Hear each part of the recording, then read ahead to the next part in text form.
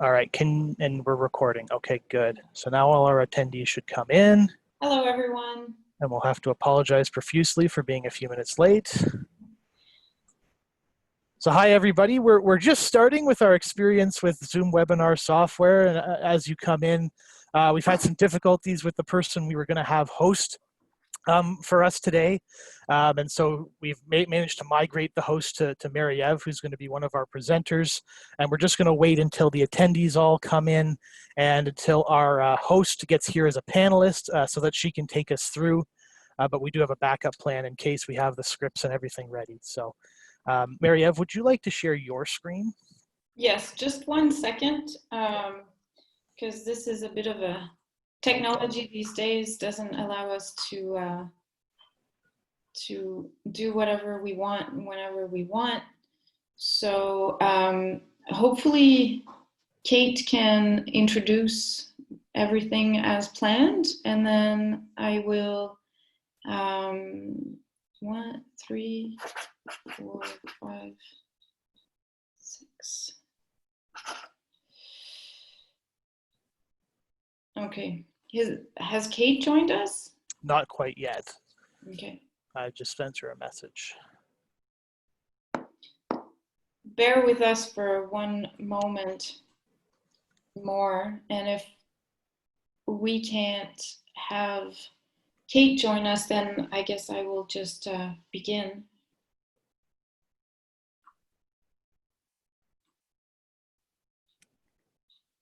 As her.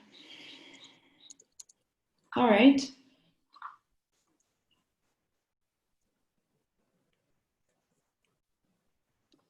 Again, I just want to inform everyone that's joining us, welcome, and we're having some technical difficulties to begin with.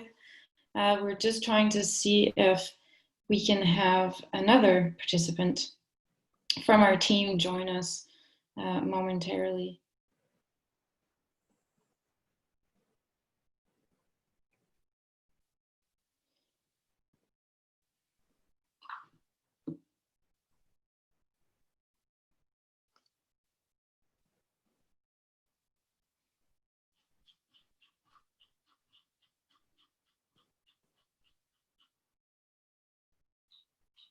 Okay.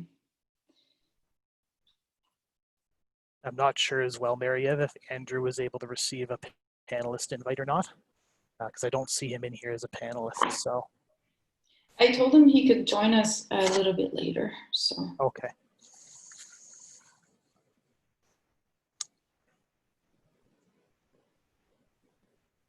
Okay.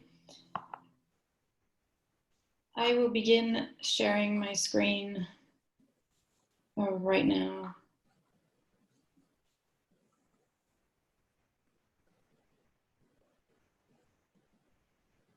And we'll get started once that happens. Kate's having some trouble getting in as a panelist too. Must be something with her Zoom. Mm-hmm. Not always pleasant when you have all the technology in place and somehow it fails to initiate. So I will just start sharing my screen. All right. Oh, actually, why don't I share my screen, because I've got the better slides with the text in the right spots. So I will share mine. I'll just bring it up and share screen. Okay. Oh, actually, no, you have to share your screen because the panelist screen sharing is disabled right now. So go ahead, we'll use those and we'll make do with what we got. Sorry about that. Yeah, no, that's okay. So welcome everyone. Today, part of our team is here. So I'm Maria Vaillancourt. I'm the Juno Beach Centre's Association Exhibition and Development Manager. I am joined by Alex Fitzgerald, who is our Operations and Outreach Manager.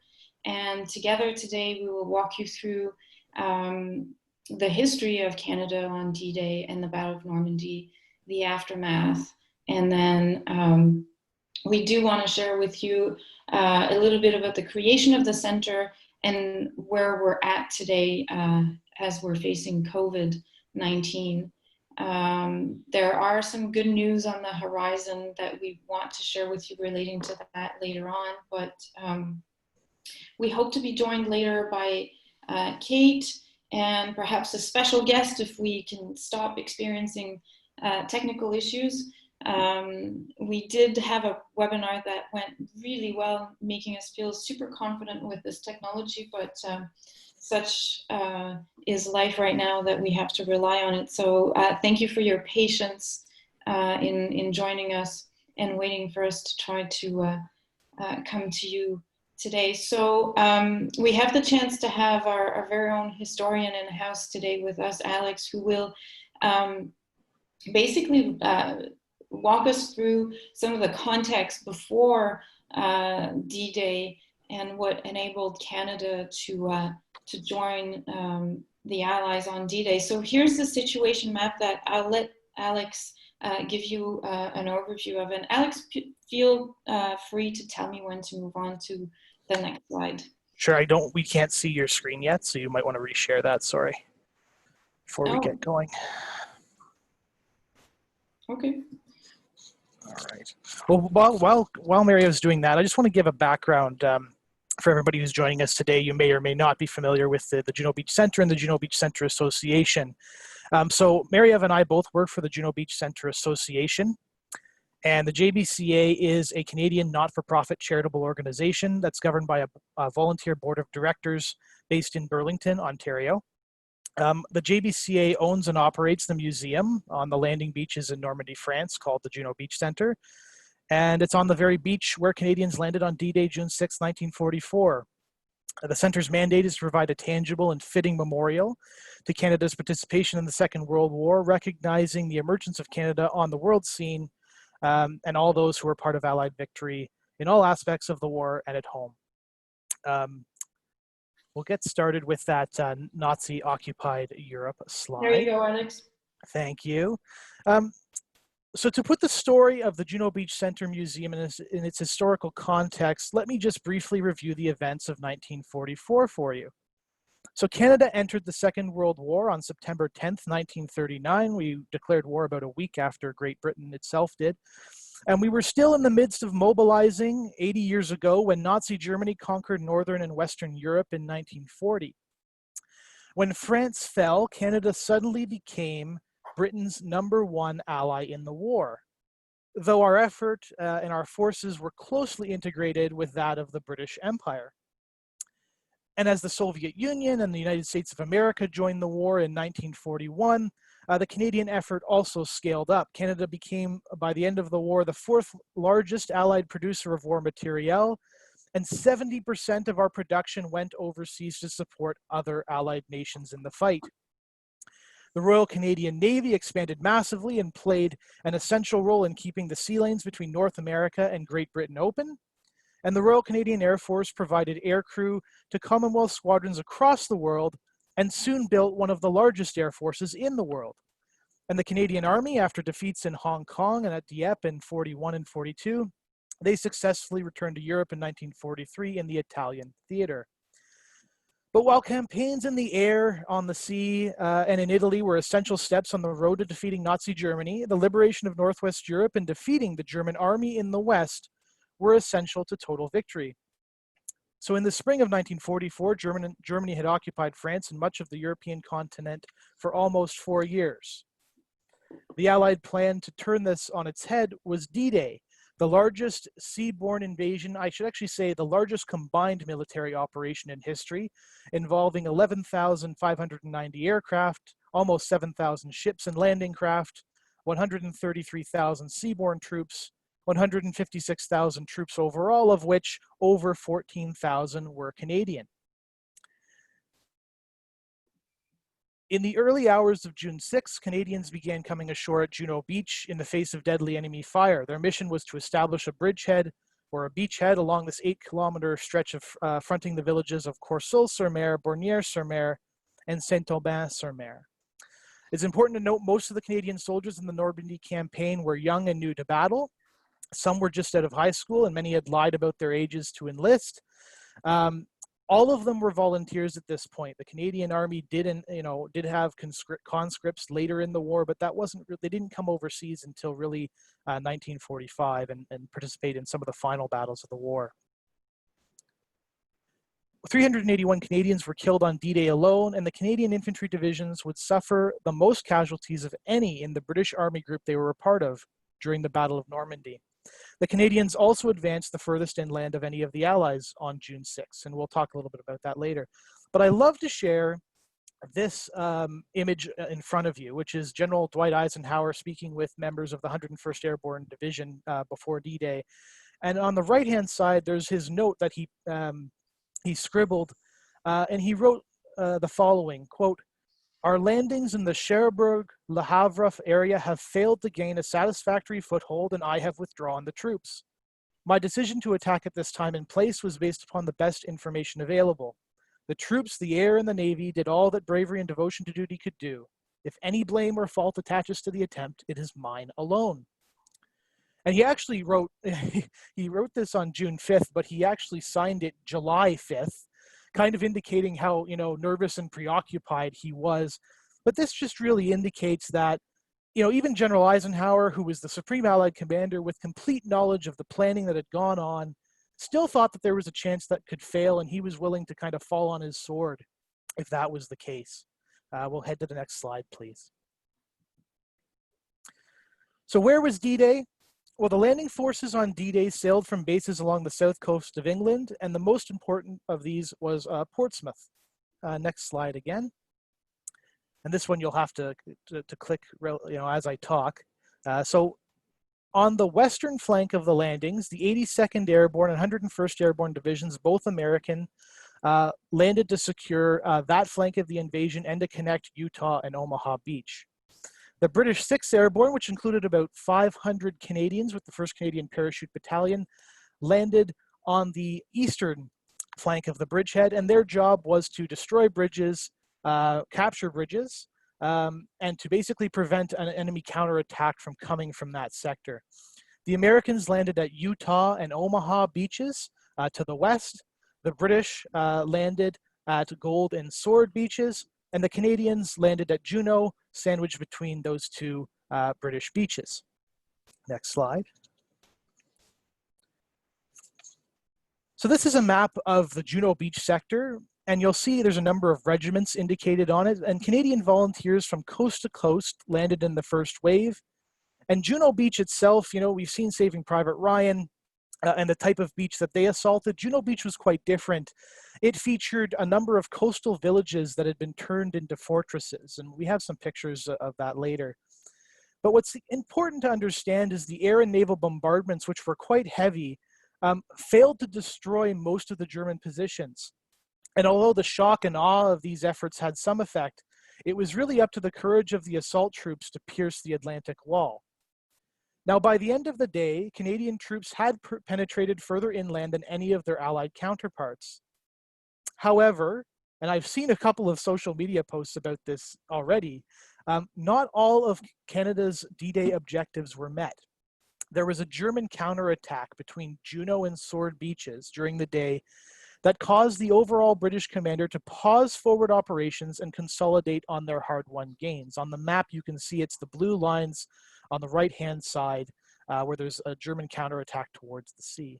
Could I get the next slide, please? So the Canadians had stopped on their intermediate objective, which was codenamed Elm, and you can see that at the top of this page. Their final objective was the railway line linking Caen in the east and Bayeux in the west, and it was codenamed Oak. And the idea was the Canadians were supposed to advance inland to these points and create brigade fortresses. And the planners basically assumed and knew that this ground was prime real estate for German tanks, and that they would want to use this ground to counterattack towards the beaches. And so it was essential the Canadians, with the British on their left and right, hold this sector. So on the morning of June 7th, the Canadian spearheads advanced to try to secure the Oak objectives. In the east, the North Nova Scotia Highlanders and Sherbrooke Fusiliers fought a bloody encounter battle with elements of the 12th SS Panzer Division Hitler Youth, reinforced by other German units. Meanwhile, the 7th Canadian Infantry Brigade advanced to their fortress positions on the Oak Line without difficulty on the 7th. But on the 8th and the 9th of June, they fought elements of multiple panzer divisions to a standstill, stopping the only major German panzer or armored thrust that could have defeated the invasion. Also at this time, in the days following D-Day, Nazi forces, mainly the Hitler Youth, 12th SS, began murdering captured Canadian and British troops. And in fact, during June 1944, 156 Canadians were murdered in Normandy, primarily after they were captured and brought back to a headquarters.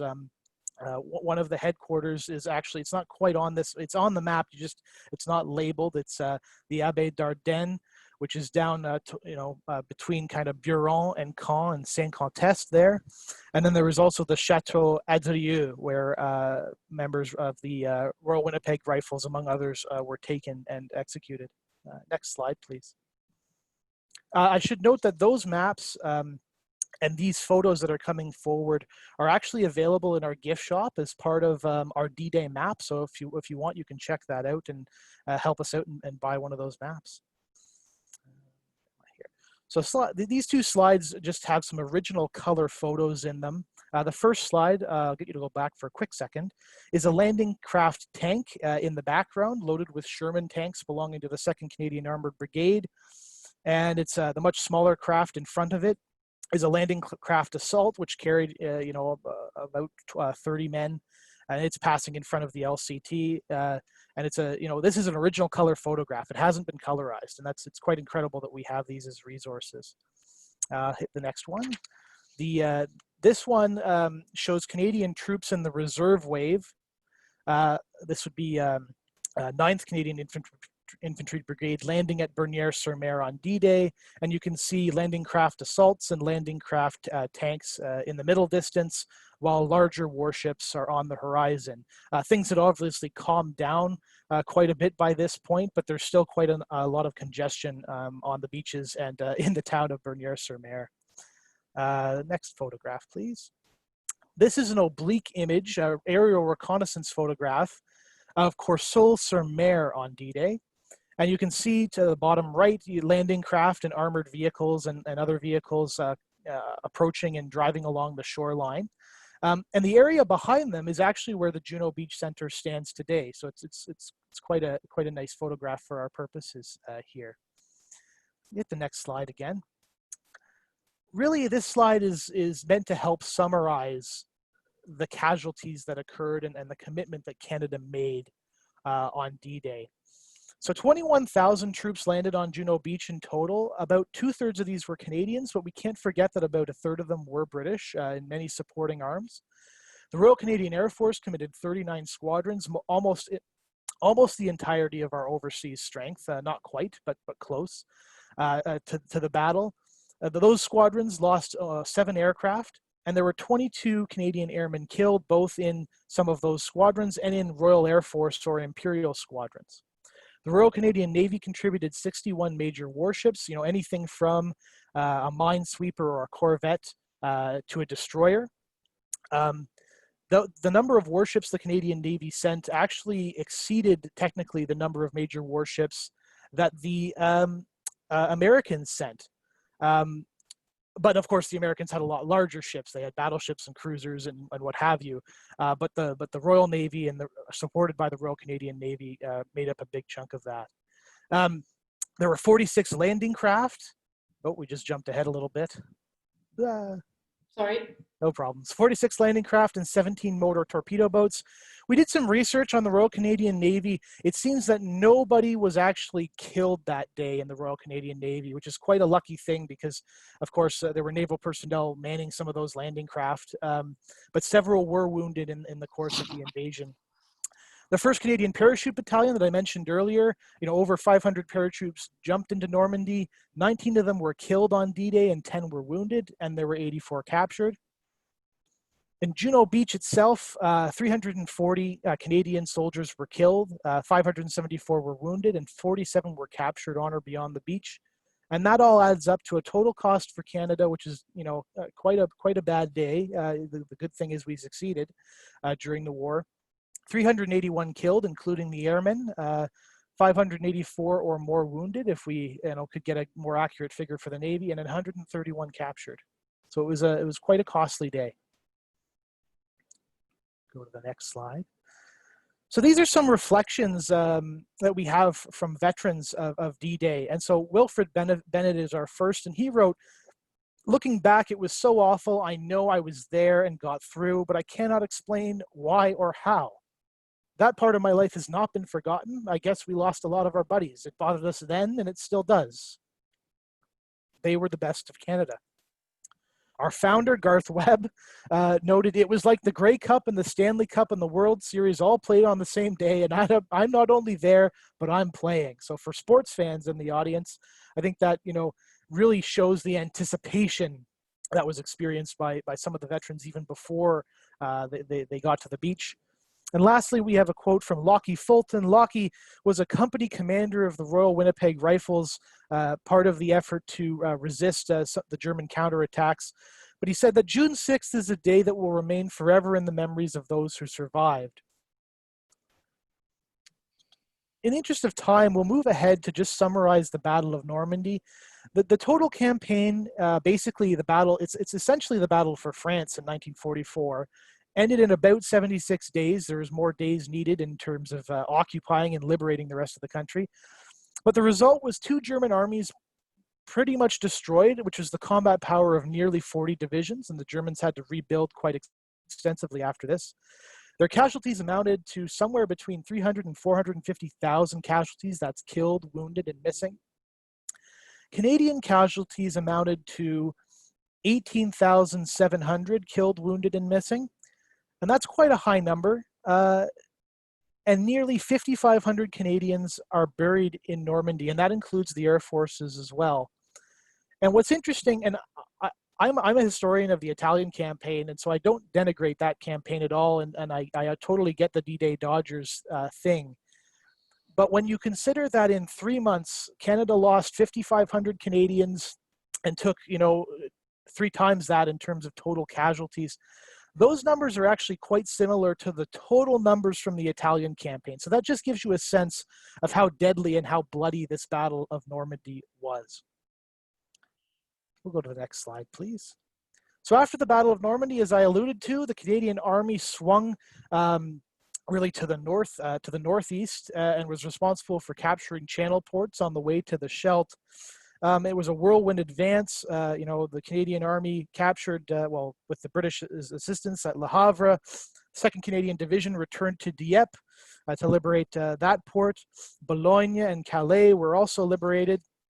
And this was followed by the Battle of the Scheldt in 1944, which helped secure the approaches to Antwerp, which was a vital, you know, supply center for the Allied advance into Germany.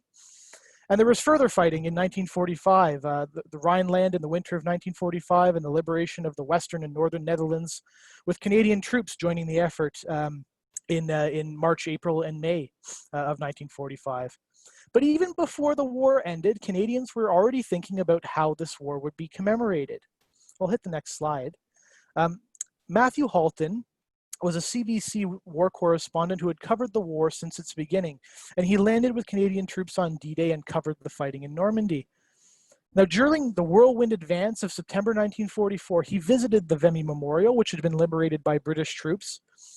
And later on Remembrance Day, 1944, he reflected on his visit. And he wrote, or he said actually, to a Canadian audience, "As I stood at Vimy Ridge, my thoughts went back to Normandy, to that road from Caen to Falaise. And if there were ghosts around Vimy Ridge as we swept past that day, I wonder if they were saying something like this: listen, what are you going to do after this war? Perhaps you're going to build a memorial twice as high as this one on the road from Caen to Falaise to commemorate our sons, the dead and damned battalions, the Black Watch and the North Nova Scotias and the rest. We died, our sons died. What are you going to do?" And it's an interesting question, and Canadians have asked themselves that ever since. But one thing I like to note at this point is that the Juno Beach Centre exists as it does due to the way Canadians remembered, or in fact failed to remember, the Second World War through to the 1990s. Historians like Jonathan Vance have noted that there was a focus on functional commemoration and tacking on to the First World War. And there was a debate between this classic versus functional commemoration. And by functional commemoration, I mean things like Canadians would name hockey arenas, after battles, or they'd call them memorial arenas, that sort of thing. Memorials, these new memorials were meant to be memorials that were used on kind of a regular basis by the Canadian population. But this meant that, when it came to the classic or traditional memorials, the Second World War was mainly just tacked on to the First World War memorial. And in the case of a national memorial, one was never actually built. And it actually took until the 1980s for the dates of the Second World War to be added to the main First World War memorial in Ottawa.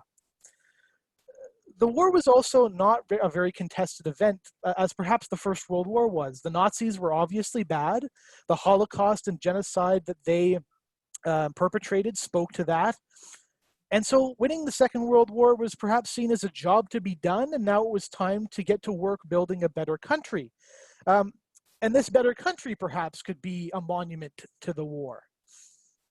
And then there's obviously always questions of, should we be building memorials or spending money on veterans? And ultimately, after the Second World War, the Canadian government had a lot of very generous plans that helped veterans reintegrate into society. There are some exceptions to this, no doubt, but for the most part, in the mainstream, most veterans were well taken care of. It wasn't perhaps until the 1990s, in 1994 and 1995, as the 50th anniversary of D-Day and the victory celebrations in Europe took place, that Canadians really woke up to what our veterans had done during the Second World War. And during this same time, Garth Webb, who was our founder, who I'm going to get Mary-Ev to talk to you about in the quick as I stood at Vimy Ridge, before going on through the darkling plain toward Belgium, I thought I have to stop that. to that road from Caen to Falaise. There we go. There were ghosts round Vimy Ridge as we swept past that day. Just click onto the next slide and it should stop. There we go. Garth Webb, who visited Normandy in the 90s as well, kind of had a similar experience. And I'll turn it over to Mary-Ev to bring us up to speed on his motivations for starting this project. Mm-hmm. Thank you, Alex. And thanks for taking us all the way to the end of the Battle of Normandy. So yeah, the founding of the Juno Beach Centre is a long story from 1994 until 2003 before it officially opened. There were many years of fundraising to actually get there. And so when that finally occurred, that special day in June 2003, this veteran, Garth Webb, along with his friends and other veterans, had fundraised over 10 million Canadian dollars at the age of, well into retirement at the age of 75. So their vision was finally realized. And I'm going to share with you a few of the founding principles of the center.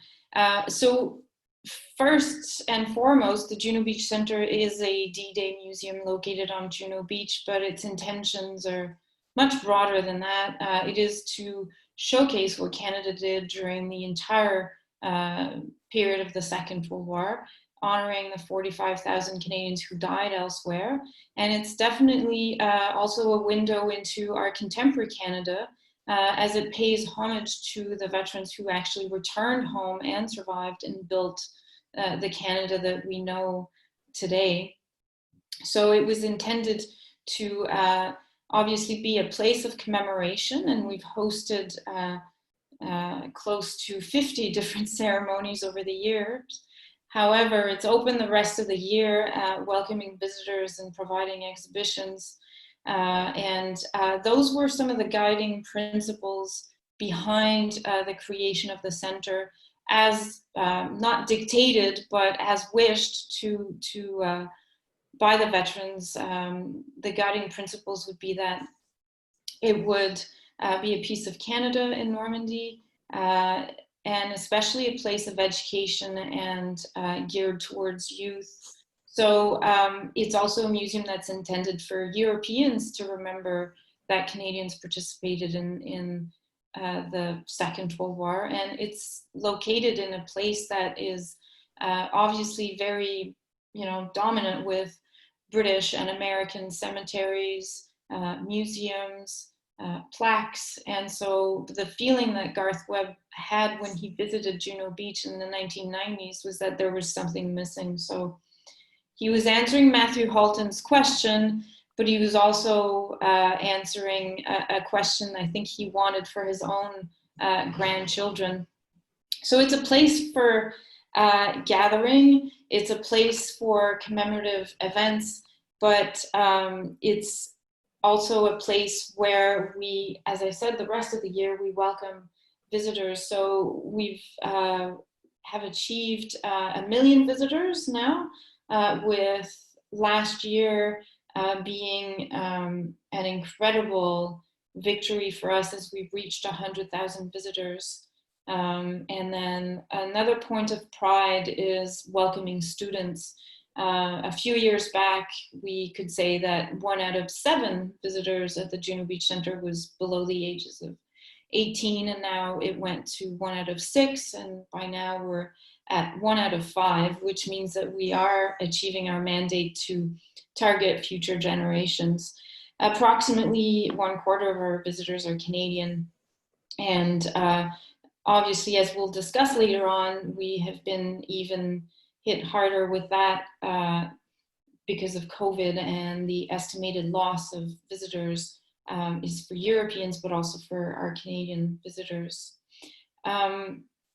We have had the chance to discover over the years a number of German defenses on our site, and we're really lucky to be able to have different types of defenses left by the Germans to explain properly what was overcome on D-Day and what Canadians were able to achieve. And I think that seeing these physical remains allow us today to gain a better understanding of how impressive this Atlantic Wall was, and how even more impressive it was that we could overcome these defenses in less than 1 day.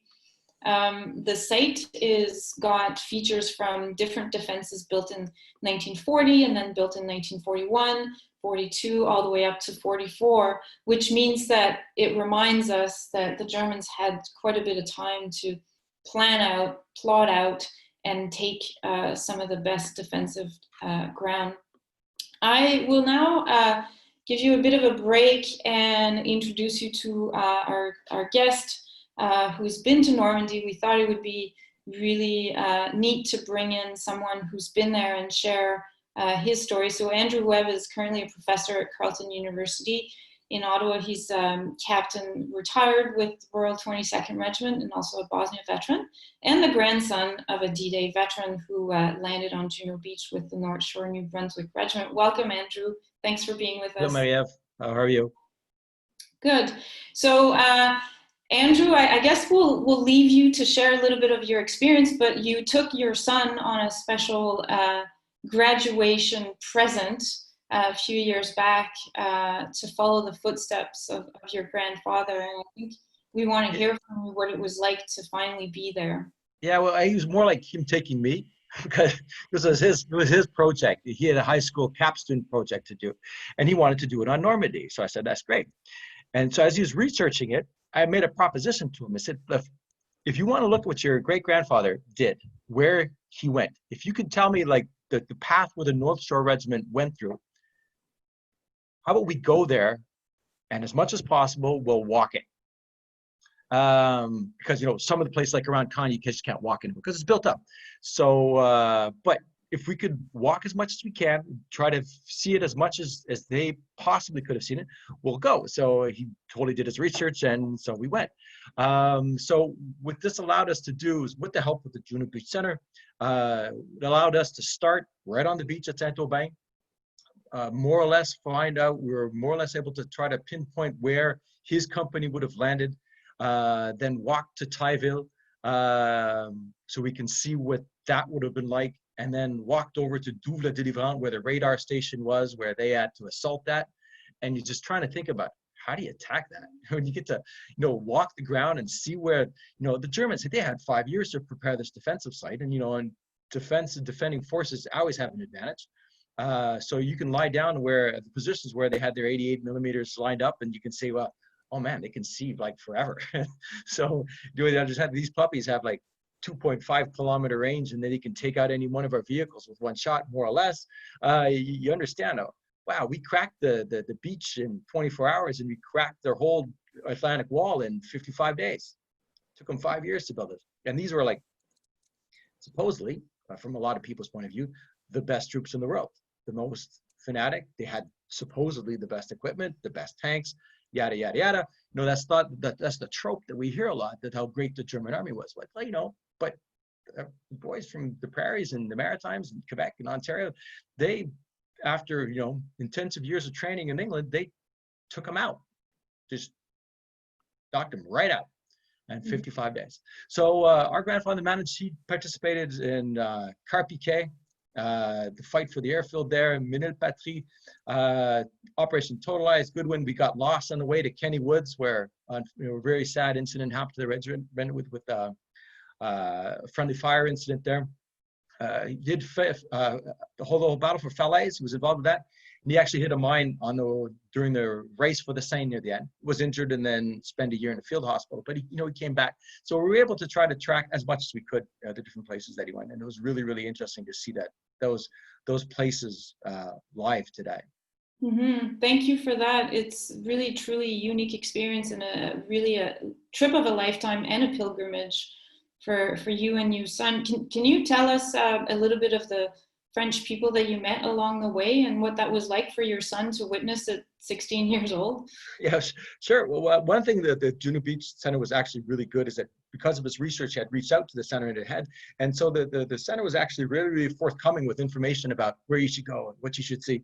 And they also suggested a few people that we should encounter while we were there, notably Roger and Raymond from Minil Patrie, they were survivors. They were French residents, and they were about 14 or 15 years old when D-Day happened. So they had lived under, Nazi occupation for 5 years. So they remember what it was like being, under the boot of these fascists. And they remember when their village was liberated, and they were liberated by the North Star Regiment after a first attack that wasn't a success. Was a disaster for the Canadian troops who first tried to get there, and then the North Star Regiment was actually able to get there about a week after the initial attack. And so they basically have transformed their farmhouse into this I don't know, it's like a residence for Canadians who'd like to come and visit that area. It's got this big maple leaf in the front. And for them was, no, you're not camping here. You're going to stay in our house, and we're going to fed us. And they brought us cider that Roger made, which is 92 years old. And, telling us stories of what it was like. These people are just basically went through their life trying to be thankful to the Canadians who did so much for them. It was really, really interesting. Mm-hmm. So that's just one example of some of the encounters that we had. Great. Well, I'm sure it's a trip that your son's going to remember for the rest of your life. Yeah, should be all right. And probably brought him closer to understanding some of the difficulties that Canadians overcame in Normandy. That's great. Undoubtedly. Thank you for joining us, Andrew. Problem. Now, let's move on to some of the other programs, and perhaps maybe your son will one day be a Juno Beach Centre guide. In Normandy, but each year we hire students to do the guided tours, and they have actually provided the school programs for years on end. So it was definitely a wish of the veterans who founded the Juno Beach Centre that our visitors are welcomed and greeted by people who were their age at the time. And I think that the guides do take on that role extremely seriously in representing a past generation that was their age and a very different life that they have now.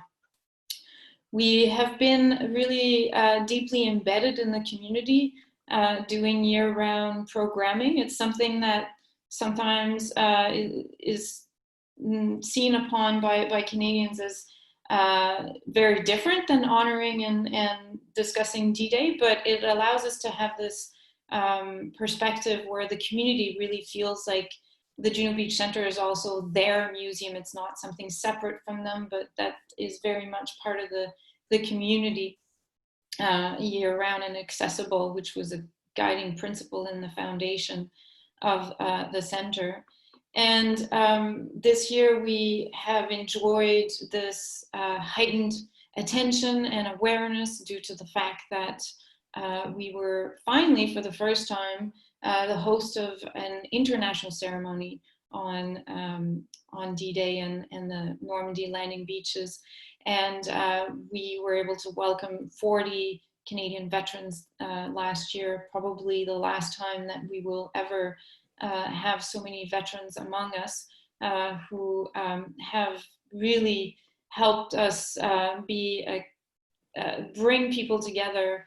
And the fact is that now we will have to survive without veterans being present with us at the centre and do the job that they've asked us to do, which is to remember and carry on. But for a number of years, we've been able to enjoy being on Juno Beach. And one of them who was present this year visiting the centre actually said, if you visit the Juno Beach Centre, you visit me, which was a great compliment to receive, because it was a place that made him feel like we were telling his story and what he went through the way that it was for him. So we're quite happy to at least give him that experience.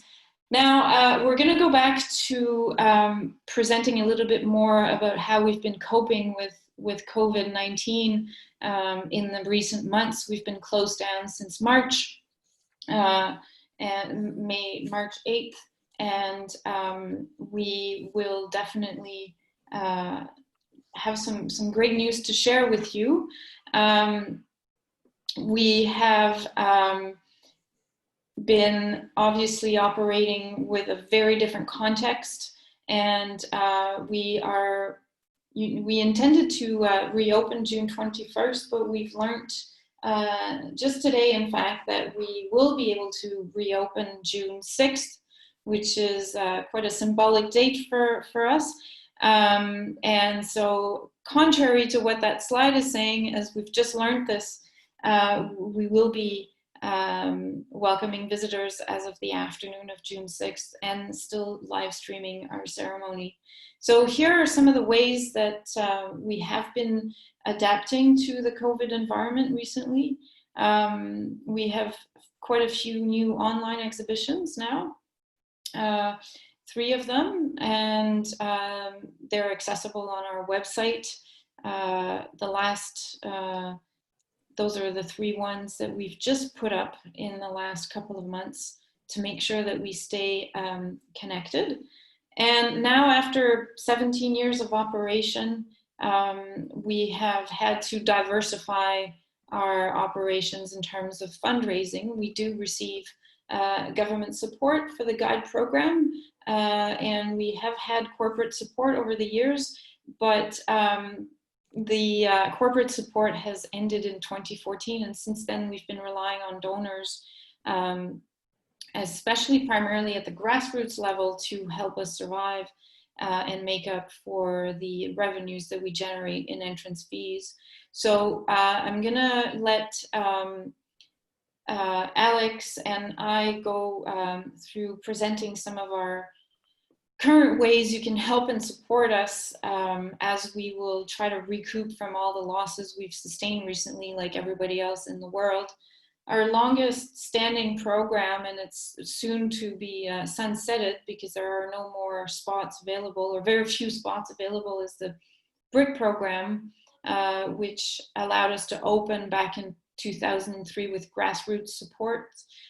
Those are the physical bricks that you can unveil and honor when you're present at the center, and receive a copy for yourself if you can't make it to the center. But recently, Alex has engineered quite a few incredible programs that I'll let him share with us. The flag program just began, and it's been really popular since Alex conceived it. So I'll let you share that in the next few slides with us, please. Well, I wouldn't say I conceived it. It was an idea. It's been an idea percolating for a little bit. We actually had, I think, a few years ago. I can't remember which squadron it was. One of the RCAF squadrons currently, in operation, actually asked for a flag, and we provided them with one. There's a flag that flies every June 6th. At Toronto City Hall as well, and so this idea has been percolating there. But we kind of got together with the French team and said, here's what we can do. So basically, the idea behind it is, visitors, especially Canadians, are filled with pride when they see the Canadian flag flapping in the breeze above Juno Beach. And to help us ensure that there's always a pristine maple leaf flying there, we've created this program. And so anybody can make a donation on our website. We ask that it be in the amount of $500 for this. So this is something that maybe you'd want to get a group together and do. But basically, we fly the maple leaf for about 2 weeks, a 2-week period, and then we pull the flag down. We wrap that up, and we create a certificate of authenticity, and we ship that to you so that you can either decide to fly the flag that flew at Juno yourself, or maybe you'd like to put it in a shadow box or something else. So as I said, the minimum donation for each flag is $500, and that helps us cover both the cost of the flag and shipping it to Canada, as well as giving us some funds to do our commemorative and educational programming. You can visit junobeach.org/donate for more information about that. Another program we have is our Legacy of Honor videos program, and today there are fewer than 30,000 Canadian Second World War veterans left in Canada. And that number is dwindling every day. Of the faces on this page, I know of 3 of them. The 3 to the left-hand side have passed away since we recorded their videos in the last year or 2. And so our Legacy of Honor video program, which unfortunately has new interviews on hold during COVID-19, is aimed to preserve the memories of these veterans and to provide them to Canadians and to anybody who's interested in this part of our history. And so making a donation towards this program can help us share these memories with future generations as we go forward. The last donor program I'd like to share with you is very, very new. We literally are launching this right now. This is our digital commemorative badges program. And regardless of what program you want to make a donation to, you will receive a digital commemorative badge. And so the idea is all 2020 donors will receive one of these badges, and it allows you to customize, you see on the left-hand side, in memory of Alex Tremblay, you can customize Alex Tremblay's name and put someone who is meaningful to you. It could be a connection to the Second World War. It could be a connection to any other conflict that you or your family has had a connection that has experience there. And we're kind of using it both as a fundraiser and as a way to raise awareness and for people to commemorate June 6th without actually being able to visit the Juno Beach Centre or to assemble for a ceremony. And so we're asking people who get a badge to post it on social media, with a story about the veteran or person who they're honoring, using the hashtag #RememberAlways. And that we're hoping to take all those hashtags and take all the badges that are shared that way and put them on a digital badge wall on our website that we're currently in the final stages of developing. The other way you can support us, we have 2 shops now online. I mean, there has always been the shop, the gift shop at the museum, obviously. They now have a store. So if you're in France or you're in Europe, you can order from that store. In Canada, we also have a store, and these are some of the items that are there. You can see the D-Day map that I talked about earlier. We have some merchandise in terms of t-shirts and sweaters and that sort of thing. We actually have some leftovers of the Royal Canadian Mint commemorative D-Day coins. And those are getting pretty hard to find as well, so you can get one of those through our website. I would also highly recommend this DVD at the bottom right. It's the best. I believe it's also available in French because it's actually made by a French production company with American and British historians. And it doesn't leave the Canadian story out. It's one of those few documentaries that actually includes the Canadian story as part of the narrative that they tell. And I think it's only about a 45-minute documentary, but it's really quite brilliant. And the only way to kind of see it is if you buy a copy of it or if you certain museums in North America have it in IMAX theaters, and that's quite I definitely recommend that experience too. But this is the best documentary I've ever seen. So if you hit the next slide there, we just go back for a quick sec to that. Yeah, I want to make sure everybody gets this offer. So this is for our Canadian store only, the Canadian Shopify store. If you spend over $50 on your next purchase, you can get 5% off. Just use Juno Event, all caps. Use that code at checkout, and you'll get your discount. Okay, so feel free to take a photograph of that now. We're also going to send these slides out to everybody as a PDF, along with the recording of the webinar, so you won't miss a thing. So we're just about to wrap up here. Normally we would have a whole big section about, here's how you can travel to Normandy and all the things you can do in terms of, Vimy Ridge is only a few hours from Juno Beach, that sort of thing. We're not going to go over that in too much detail today, just because I think there's very few people who are planning a trip overseas at the moment. But if you have any questions, about traveling to Normandy and visiting the Juno Beach Centre, please reach out to us at jbca@junobeach.org. Send us a message, and we're happy to kind of put you in contact with the staff in France and to customize, your visit if you bought a brick or something like that, they can do a little ceremony for you. There's lots of things that can be done. And please consider, that's the other thing. And I know I've talked a lot about, donations and that sort of thing. The number one way Canadians can help the Juno Beach Centre is to actually go and experience it and Juno Beach in Normandy. Because ultimately, between a quarter and a third of our audience, our visitors in France, are Canadian, and that really helps with our numbers. And it's just, that's what we're there for. We're there to provide you with a friendly place that you can come and pay your respects and learn about Canada's Second World War experience. Okay. Well, basically, we have a few unanswered questions from our audience today, which I've just pulled up. Alex was able to answer most of them when I was speaking, so we can perhaps attempt to go and answer some of them right now, if you still have time to stay with us. One is from Sam John, who asks, how much of an effect has D-Day had on the lives of Canadians today? Which is a great question, and I might take a stab at that from the angle of, when you visit Normandy, what it feels like. I think that there is no other place in the world where there's so much attention given to military history than Normandy, because of how famous D-Day is. It's when you walk around as a Canadian today with your Canadian backpack and your Canadian flag on it, and you get noticed by French civilians who immediately have this sort of genuine sympathy just for the fact that you are a Canadian and you're there with your backpack.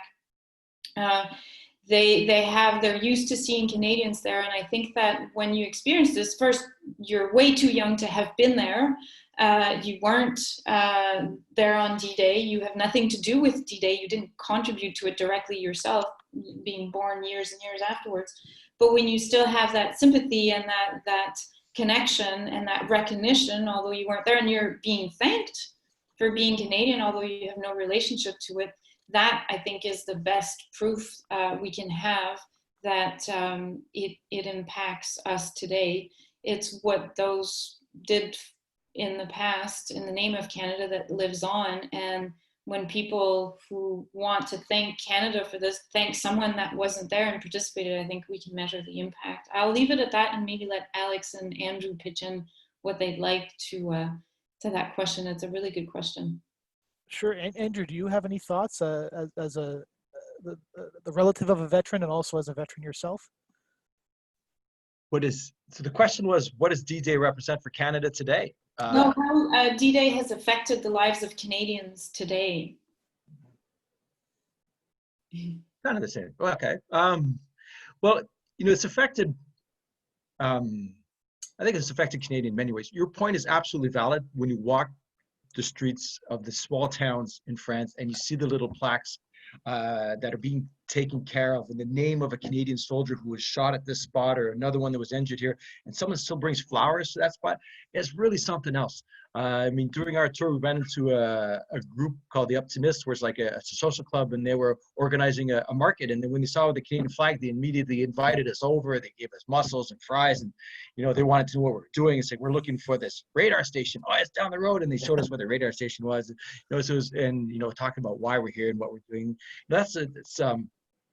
It's really, really something else to see that.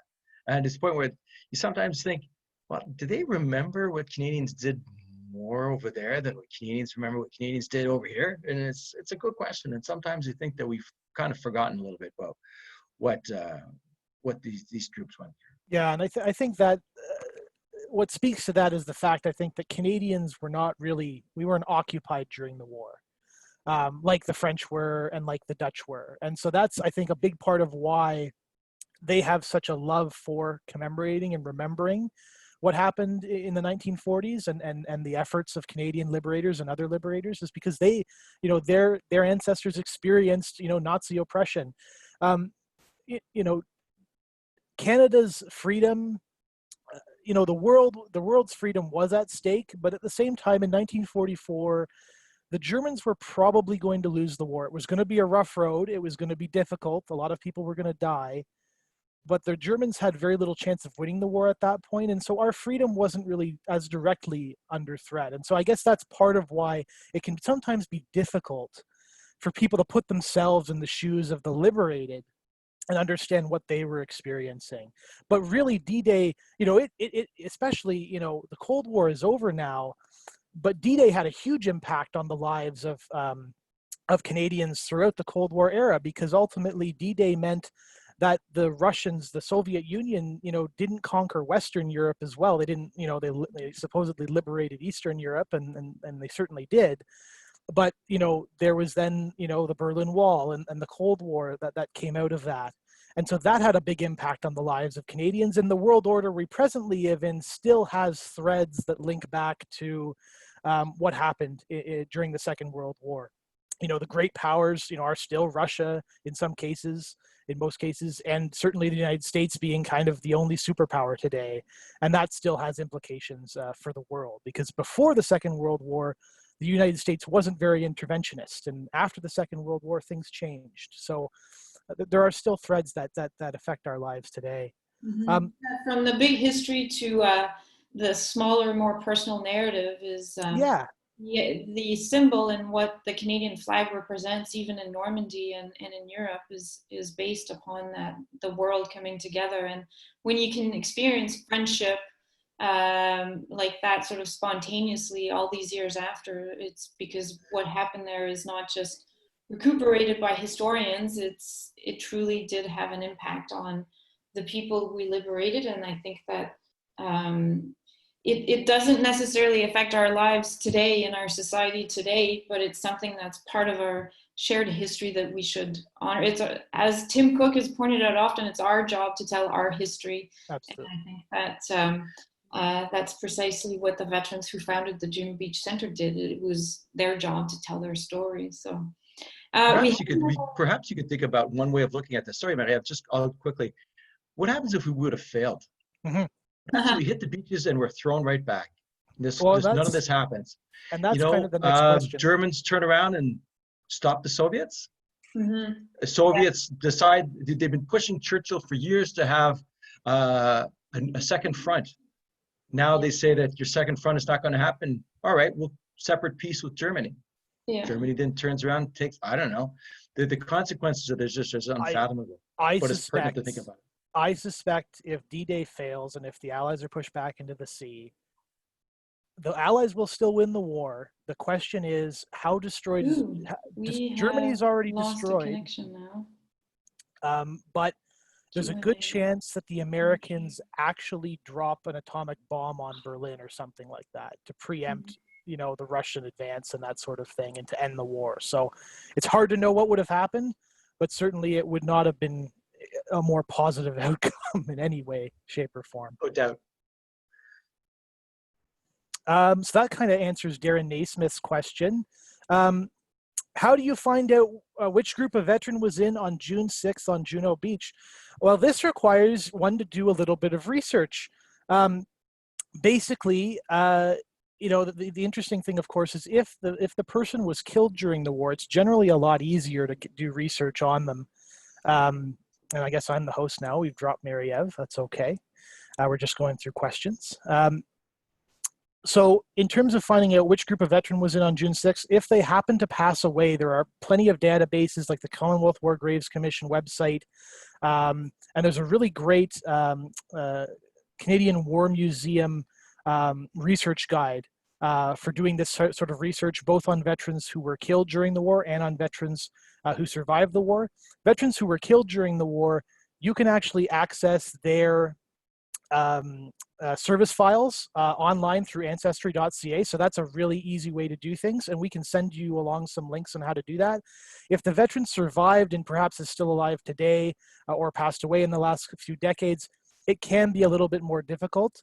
What that often requires in terms of getting the service file is to do a request as a family member of the Library and Archives Canada and say, hey, like this person passed away, 10 years ago, I'd like to access their records, because only the person or the next of kin of the person whose records they belong to can actually request and receive those records at the moment, because they are not open records. The only open records are of the veterans or the service members who were killed during the war. So it gets a bit more difficult, but we'll send out a bit of a research guide as a follow-up to this webinar to give people an idea of where they can get started. Looking in obituary sections. Sometimes people have written small histories of their relatives and that sort of thing.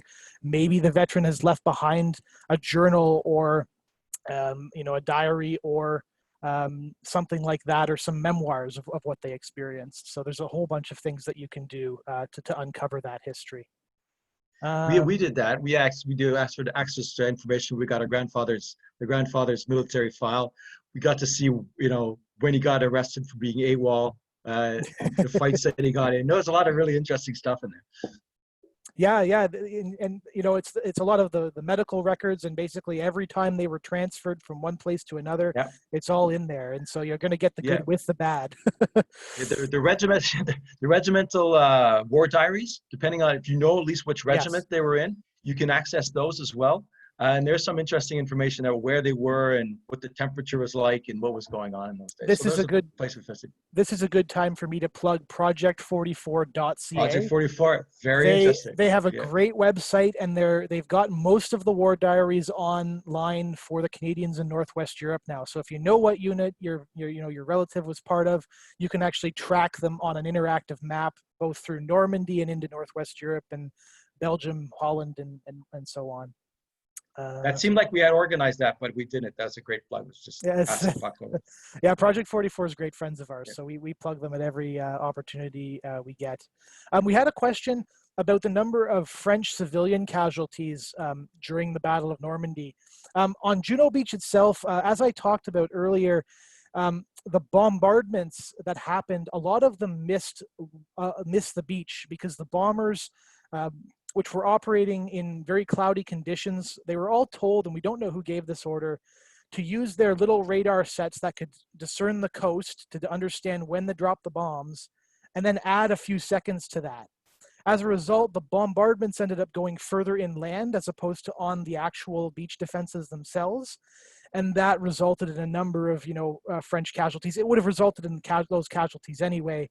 And so there's probably a couple of dozen French people on Juno Beach who were killed that day because they were still living in the towns either on the beach or just behind the beach. In terms of the entire Battle of Normandy, and let's call this the Battle of France in 1944, something like 60,000 French civilians were killed by Allied bombardments. There were very tough decisions that the military commanders made at the time to, bomb enemy lines of transportation and prevent the Germans from being able to move at their as they wanted to. A lot of bombardments of port areas, bombardments of airfields. bombardments of city centers like Caen. Caen was just smashed, both on D-Day and in the weeks and months weeks that followed. And so a lot of civilian casualties. So it's quite incredible that in spite of those civilian casualties, the French do still welcome Canadians, Americans, British, and so on as liberators, every June 6th, and they thank us, for their freedom. How many of our visitors are from France? Well, the numbers vary from year to year, obviously, but our biggest number of visitors are from France. So they're our number one visitor. It's probably somewhere, but probably about 50%, I think, of our visitors are from France. About a quarter of our visitors are from Canada. And folks from Britain make up the third largest amount of visitors. Obviously, they're just across the channel, and they have connections to Juno Beach as well. And actually, the Dutch, I believe, are our number 4 in terms of visitors, because the Juno Beach Centre is essentially, in some ways, it's a Canadian embassy in Europe. And so a lot of them who can't, maybe make the trip to Canada, they instead make the trip to Juno Beach and visit the center. Alex, I'm going to have to sign off now. It's a little problem. bit longer than I have another meeting to get to. I think you got this anyway, so. Oh, absolutely. Thank you so much for your Thanks time a lot. and help today. Okay, no problem. Talk to you soon. Is there still active digging, studying on the beaches to discover artifacts? Right now, in terms of our own study of the Atlantic Wall defenses, that's we're waiting. We basically are on pause for that at the moment. Both because of the pandemic, but also because it needs a whole bunch of funding and active research. We need to go into German archives and actually do the research to see what's supposed to be there, and then excavate what actually is there. So there's still some projects that are hopefully going to be in progress over the next number of years in terms of uncovering more of those Atlantic Wall defenses, but there's still plenty of them uncovered there. So when you do come to the center, you can get a tour of what is already unearthed. One person asked, Jeff Schelf asked about being able to purchase the amazing video viewable at the end of the museum. We get this question a lot. Unfortunately, no, the video is still not available for purchase, and that has to do with a copyright situation. We are looking into ways that we can show the video during private events in Canada. Obviously, with COVID-19, that makes things a little bit more difficult, but we may be able to do something virtually over the next couple of years. So we'll see where that takes us. Sorry, I'm going through these quite quickly because it's just me, and I want to get through them, and so everybody can go. Who's Peter Buckley? Please stream Remembrance Day in November on the JBC website.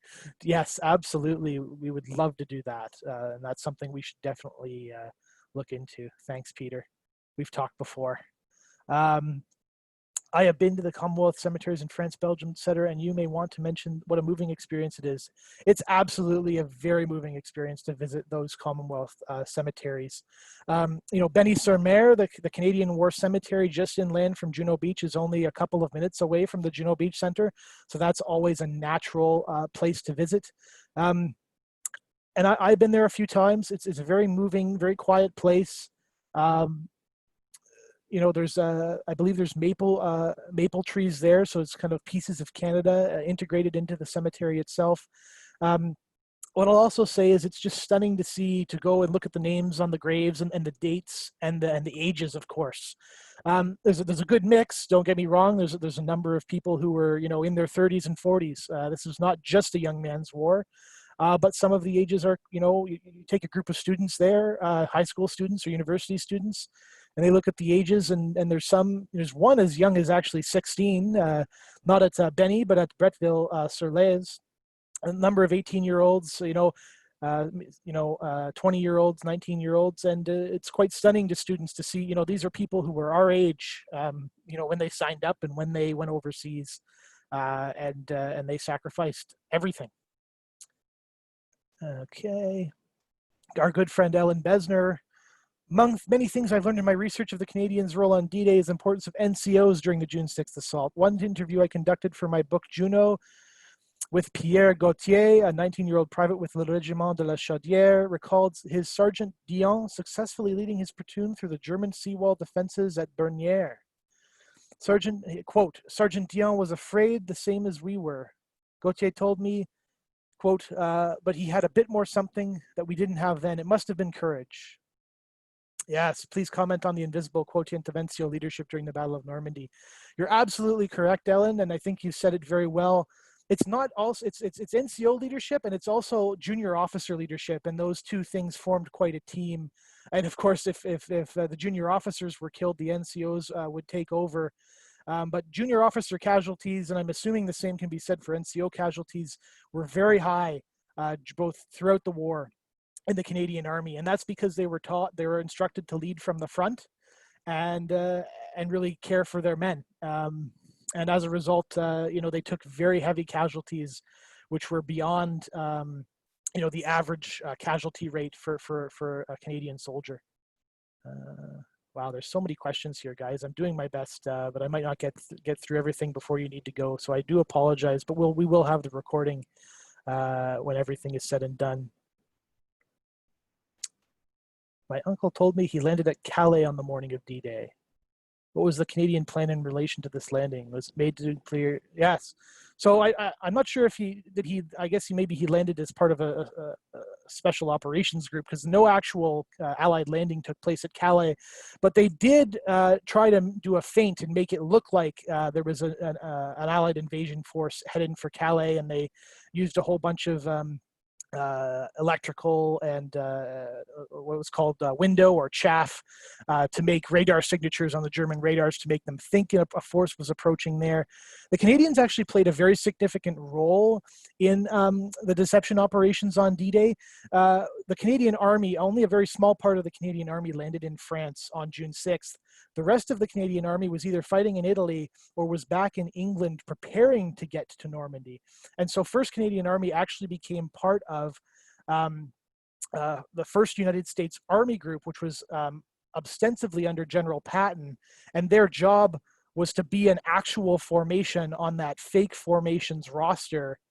And they were actually driving up and down the countryside at times, making radio traffic out in the open to convince the Germans that there was still a significant Allied force ready to land at the Pas de Calais, even while the D-Day invasion had already occurred. So very important component, Canadian component to the deception operation that doesn't get a lot of play in the mainstream.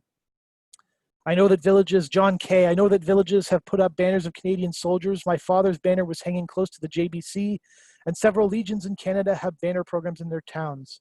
Could JBC have a banner program like the plaque of a few years ago as a fundraiser? That's a great idea. Thanks, John. We'll take that into consideration. Yeah, and thanks, Ellen, for updating us on Library and Archives Canada. Getting your relative's file sent to you, the waiting time is 19 months, which was already up to almost a year before COVID. Yeah, I'm not surprised by that. So you may, if you're doing research on somebody who lived after the war, you may have to look for other sources in the meantime. Is there one book in particular on Juno Beach that stands out that I would recommend? Marc Dezwan. I would actually say it really depends what you're looking for, but a lot of what we talked about today is very much based on a book called Stopping the Panzers by Canadian historian Mark Milner. There's a whole bunch of great historians who have written about Juno Beach. Ted Barris has written about Juno Beach. Mark Zelke has written about Juno Beach. Those are great books. Terry Kopp has a great book on the Canadians in Normandy. But Mark Milner's Stopping the Panzers really adds a new layer to our understanding of how important the Canadian landings at Juno Beach were and how important withstanding those counterattacks in the first few days were. So that would be at the top of my list personally, but there's some great options to pick from. And you can find a number of those on our website. Okay. I'm going to skip through some of the comments just because. Peter Buckley again. Alex, do you think Canadians perceive victory over the Nazis as conquering or a liberation? I prefer liberation because that theme allows the JBC a unique story that allows all of France plus Dutch, Belgium, and Germans. Yeah, I think that the Germans, to their credit, have done a very good job, I think, of coming to terms with what their country did during the Second World War and during the Holocaust and beforehand. Not everybody, of course, but I think in the mainstream, Germany's done a great job at that. And I do think a number of them would see today, looking, at things with hindsight, I guess, being 2020, that they would see themselves as having been liberated from Nazi control. You know, at least they have freedoms that they enjoy today, and they have a society that they enjoy today because Nazi Germany was defeated. So I think that's a very fair point. You know, I think Canadians at the time didn't see it that way. I think when they got into Germany, they were very much a conquering force rather than a liberating force. There was very much a different mindset, but nevertheless, I think looking back from 76 years, 75 years, we can it's fair to say that they were liberated as well.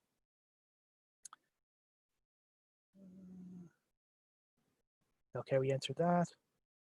Yes, Tom Edwards says there were also Canadian airmen buried in Germany. The Germans honored them in the service in 2018.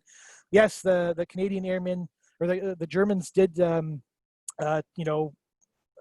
turn, the killed Canadian and ultimately Commonwealth and Allied airmen in temporary cemeteries, and then I think they were exhumed and moved to major Commonwealth war graves cemeteries in most cases.